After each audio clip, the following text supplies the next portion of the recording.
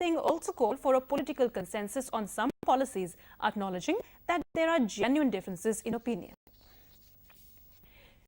Major global companies consider India as the third most favored destination after China and the United States. This is the finding of a UN report. According to a report by United Nations Conference on Trade and Development, UNCTAD, investment inflows in India could increase by more than 20% both this year and the next. More in this report.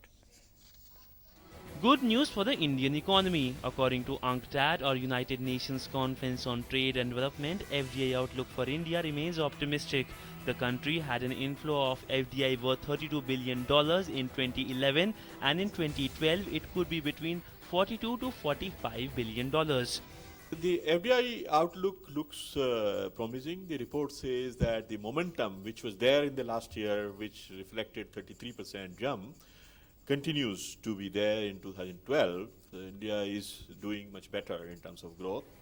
Globally, foreign direct investment inflows rose 16% in 2011, surpassing the 2005 to 2007 pre-crisis level for the first time, despite global financial and economic crisis. The report says that developing economies continue to account for nearly half the global FDI flows in 2011.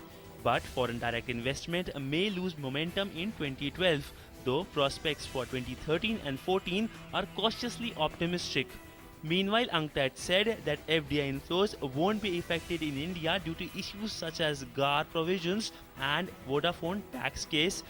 GAR is only relating to portfolio investments, so it doesn't affect FDI picture at all.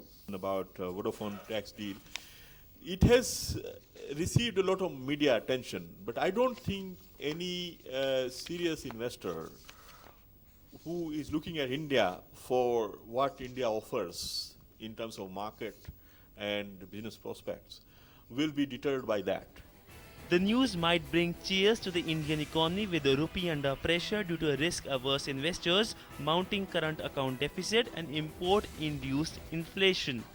So despite doom and gloom, there is some good news. According to UNCTAD, India remains an emerging market darling and will continue to see good FDI inflows in coming years. Sidhant, Sibal, DD News, New Delhi.